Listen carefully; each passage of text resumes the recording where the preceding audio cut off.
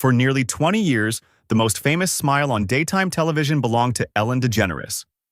Every episode ended with the same gentle message: be kind. Millions believed it. They danced with her every morning, laughed with her, and trusted that the warmth on screen was real. But here's the question that still lingers. What happens when the words that built an empire suddenly turn against the person who said them?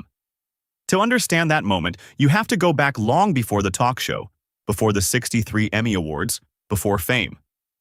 Back to a quiet town in Louisiana, where Ellen was just a kid trying to survive a world that suddenly didn't feel safe.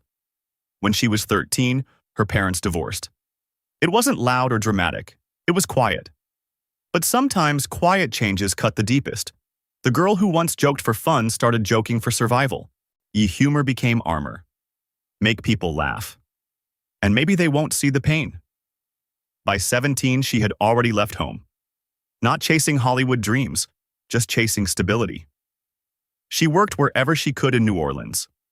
Waiting tables, selling vacuum cleaners door to door, painting houses. Imagine knocking on strangers' doors all day, trying to convince them to listen.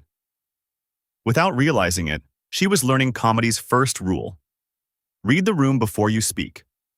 Then one night, almost accidentally, she stepped onto a tiny coffeehouse stage. No big plan, just a microphone and a lifetime of observations. The crowd laughed. Real laughter. In that moment, something clicked. She wasn't just telling jokes. She was translating pain into connection. Years later, that voice carried her to national television. In 1986, she appeared on The Tonight Show with Johnny Carson. After her performance, Carson invited her to sit on the couch beside him, a rare honor in comedy. Overnight, doors opened. By 1994, she had her own sitcom, Ellen. The dream had finally arrived.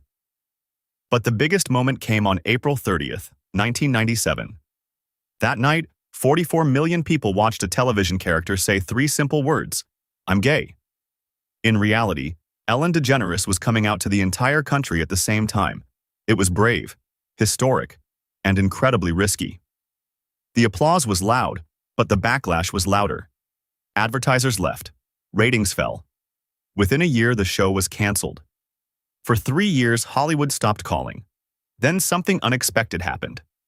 In 2003, Ellen voiced the forgetful fish Dory in Finding Nemo. The character kept repeating a simple line: just keep swimming.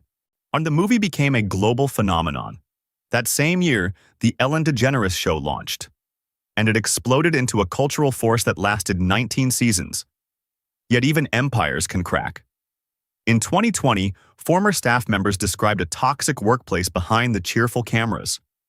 The phrase, be kind, suddenly felt like a contradiction. The controversy reshaped how many people saw her. By 2022, the show ended. So what is Ellen's real legacy? It isn't perfect. Few human stories are. But one truth remains undeniable.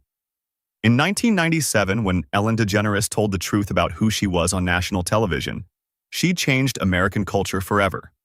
Sometimes history remembers heroes. Sometimes it remembers flaws. And sometimes it remembers both at the same time.